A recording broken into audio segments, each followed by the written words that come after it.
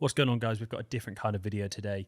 It's going to be me breaking down the entire market, why gold's pumping for the first time since we lost the support back in January, February this year, why Bitcoin still isn't performing, and why the stocks have just pushed to an all-time high. So in this video, I'm going to be breaking down a few of the charts that I like in the stock market, a few of the charts that I hate in crypto, and my entire setup for gold going forward over the next couple of weeks / months.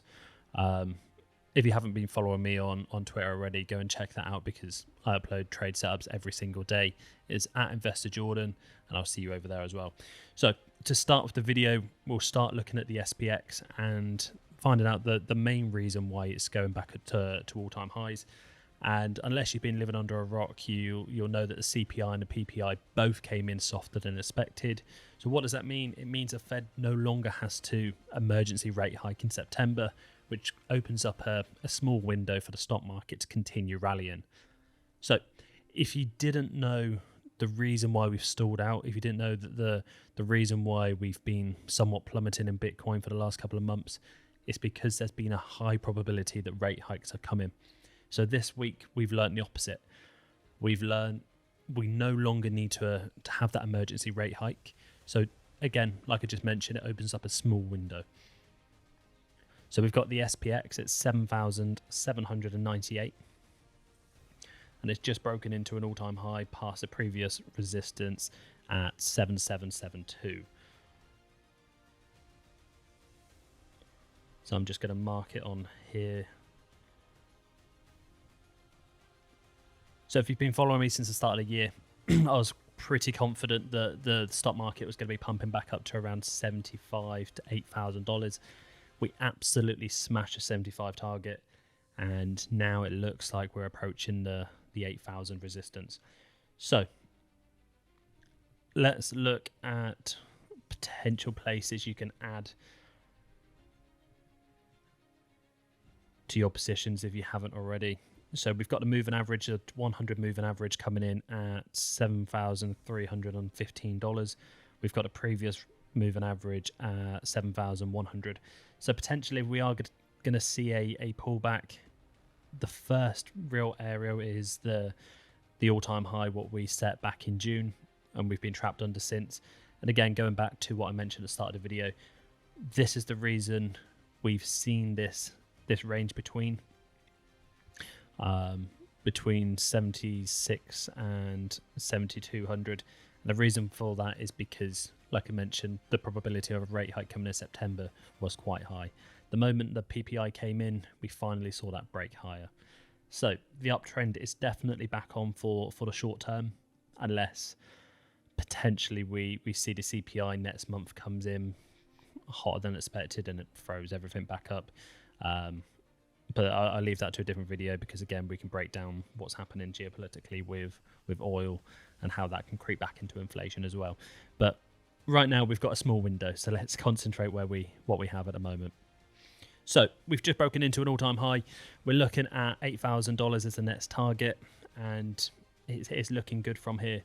So let's start looking at individual stocks. So we've got AAPY, which is Apple, and again, if you follow me on X, you'll see that I posted a full setup last week, so I'll bring that up now.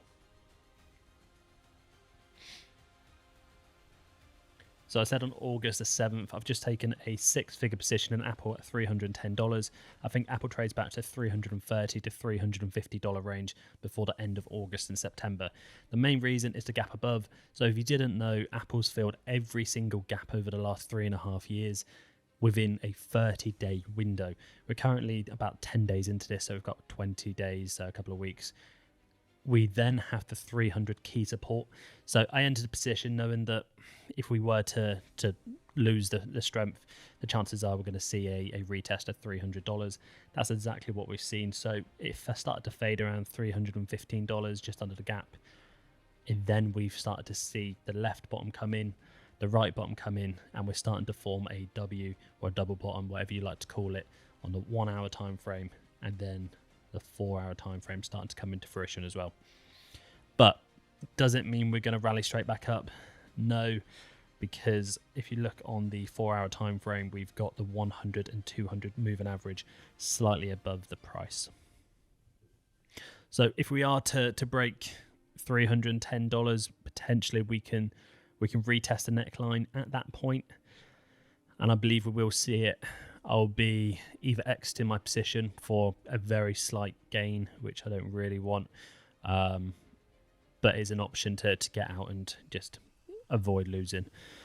So if you were to enter this position at the moment, it's not a bad entry point at 305. Just keep the stop loss slightly under the bottom, so you're looking at around 295 to 290. And if you want to be extra safe, push it to around 288, which is just slightly under the 200 moving average on the 4-hour time frame. But if you want to look at the 1-day time frame, we are looking at all-time highs back at 345, and we've got the 100 moving average at 290, the 200 moving average at 279, and then we've got the 300 moving average at 260. The reason for the collapse last week was the gap down was because of the earnings report, and then we lost strength at 315 because a guy called Jeffrey, I'm sure you know him,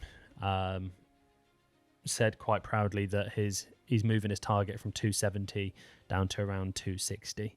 So a slight bit of FUD in the market would cause that. So moving on to Nvidia. So Nvidia is obviously a completely different trade for us.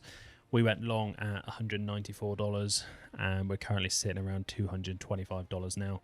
So we've already gone through the first target at 209, the second target at 221, and now we're targeting the final target at 231 before the all-time highs come back into fruition. So what are we going to do from here? Basically not very much.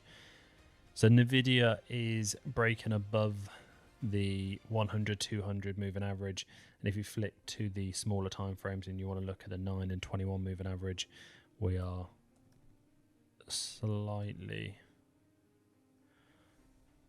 above the 9 moving average. So it's been hugging that since we started breaking back above on the 2nd of August. And again, there's no real reason to close it out. If you are only entering the position now because it's starting to pump, it's not an ideal place. I don't hate it, but it's certainly not something I would personally chase.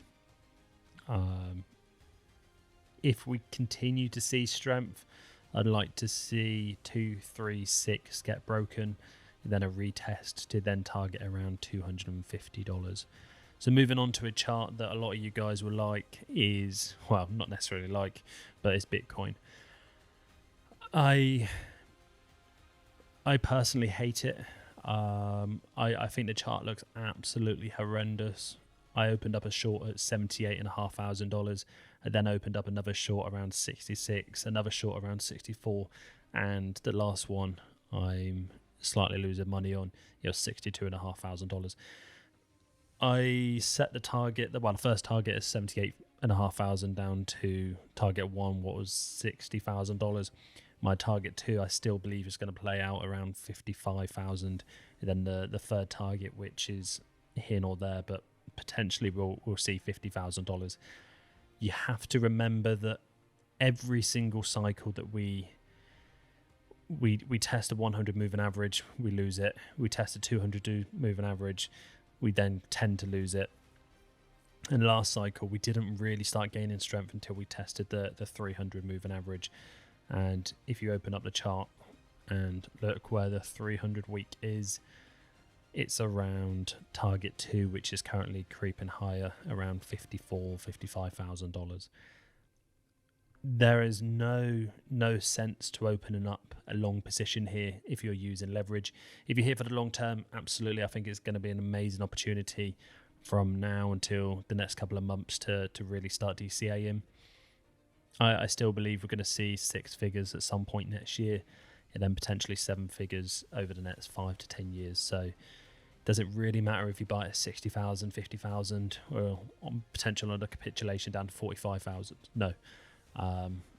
If you wanted to be slightly more conservative, maybe wait for the break of the 100 moving average, which is currently around 88,000. Again, you're still, in my opinion, getting an amazing price if you're buying under 100,000, but I don't love the chart. We've seen. I mean, let's look at the SPX against Bitcoin, and there is absolutely no correlation between the two. If you look and compare Bitcoin to any other industry at the moment, Bitcoin is still losing strength. If you look at Bitcoin against gold, again, losing strength. There's no reason why Bitcoin shouldn't be pumping right now, apart from it just doesn't have any interest. We've seen the CPI come in soft, perfect excuse for Bitcoin to run, couldn't. The PPI came in soft, perfect excuse for Bitcoin to run, couldn't. September rate hikes went from a potential probability around 70% all the way down to 30%. Could Bitcoin run? No. We've got the S&P at all-time highs. We've got tech looking incredibly strong. You've got QQQ, which is now obviously starting to go back to all-time highs. And Bitcoin is still down around 1%, 1.5% down today, just under $63,000. And I'm not saying Bitcoin can't bounce, because obviously it can. And once the buyers start showing up, maybe around $60,000 again, that's when it could evolve into a proper rally. But right now we're just trapped in a range, and that's where we've been for the last few months. So for me, absolutely nothing changes here. $60,000 is the first level if you haven't already started buying. Well, opening up long-term positions, open up potentially something with leverage around $60,000. It could work out. But for me, I'd like to see $60,000 hold, and then to see the bounce before I start entering anything. Again, I think $55,000 is probably where a lot of people are going to be sitting. Everyone's going to be somewhat worried that 57,000 is going to break, so maybe they're not putting their buy orders between $57,000 and $60,000. Maybe we have to retest 57,000, see the liquidations, push it down to the 300-week moving average, and then we see the recovery. So maybe that's how it plays out. Maybe it doesn't. But right now, there's nothing interesting on the Bitcoin chart that I fancy. I'm just going to let my shorts play out, and we'll go on. So looking at another chart that a lot of guys like is Hype. And again, I was a massive holder of Hype. I averaged around $25, $30 back in January of this year. I then sold almost everything around $65, and I opened up a short position at $71. The first target came in at $60. We smashed that within a couple of weeks. We then had the second target at $60, which hasn't played out yet, and we're currently in a parallel channel, somewhat breaking higher towards the 100 moving average. We lost support at $57 back in July, and we've just somewhat been moving sideways, the same as Bitcoin. So if Hype loses $54, chances are we're going to see target 2 come into play quite quickly. Then if $50 can't hold, $44, which is the previous highs we set back in April, are likely to be the next major support.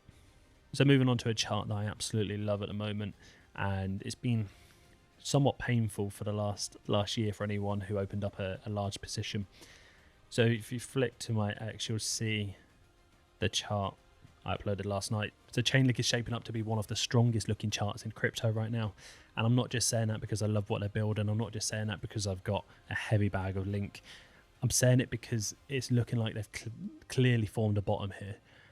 We've got a bullish RSI divergence showing up on the 1 day. We've got the price now broken out of the downtrend that we've been trapped in since October of last year when we saw the liquidation event. Then we've just reclaimed the 9 and 21 moving average on the weekly time frame. And again, it doesn't necessarily mean we're flipping here. It doesn't necessarily mean that we're going to pump straight back to $30.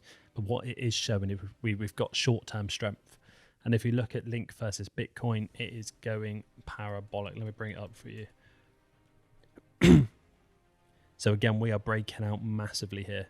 If you flick to the weekly time frame, we've got the next moving average around here. So you're looking at some more continued strength before potentially we're even going to see a rejection. So this is the same sort of pump we saw back in July of 25 before Chainlink ran to $30. It's the same sort of pump we saw back in the early days of Chainlink when we saw that massive rally to all-time highs. But again, I'm not really trying to pick the exact bottom on this. I'm just showing you that short-term Chainlink has strength. I want the chart to prove itself first. I want to see Chainlink pump past $10, $12. Give me the moving averages starting to turn up. Basically, something that tells the buyers are actually taking control again. Because again, short-term looks fantastic. Mid-term, we don't know where we're going to sit. Especially if Bitcoin starts dropping towards 57,000, maybe Link starts moving sideways, maybe it starts coming back down, maybe they start capitulating. But for the long term, for me, under $10 is an amazing chance to accumulate for the long term. Again, I've got all of my targets on X if you want to flick over there. I've written an entire article on Chainlink, so I'm not going to cover it too much today. And let's move on to a chart which went parabolic at the start of the year, and it's starting to pump quite nicely again. So we've got something called SanDisk. So SanDisk Corporation. If you want to look at the chart, we are looking strong. We set an all-time high back in July at $2,358. We then formed a downtrend on the 4-hour time frame, and then we just saw a huge break. Again, would I chase it here? No. But what I want to see is these levels get tested.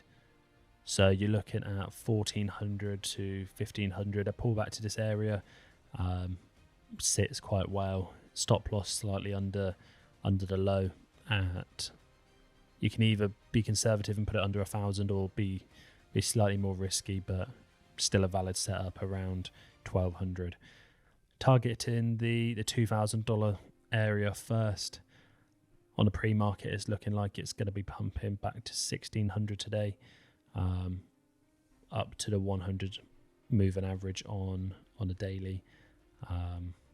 But it's interesting because no one should be chasing a 14% candle, but SanDisk is slightly different. SanDisk can show some insane strength and continue running. So I mean, if you look at the RSI, we saw one of the highest readings ever, up to 99. It then continued to rally for another couple of months after that. So just because it's overbought doesn't mean it can't continue running. But for me personally, I want to see a retest around $1,500. Then I'll be interested in going long to around $2,000, back to all-time highs. So if we do see some weakness in the intraday, I think is a perfect time to jump on. So that's basically where I'm at the moment. Stocks are definitely looking much better than they did last week. The CPI came in soft, the PPI came in soft. Rate hikes are down to around 30% as I record this video. The S&P is back to its all-time high. Apple still needs to get going. Nvidia is already working for us quite nicely. Bitcoin and hype stay open. Links, something that I'm watching at the moment. And the SNDK is probably the freshest stock setup if you wanted to go out and enter something today. But like I mentioned, nothing in this video is financial advice. Always do your own research before entering any positions, and you can lose all of your money as well as make a nice sum. So I'll keep all of the actual positions open, and I will update you guys on the trading floor. And if you're not already on there, head over to my X. It's $15 a month, and I give you a breakdown every single morning, a daily report every single morning and night. And yeah, I'll see you over there.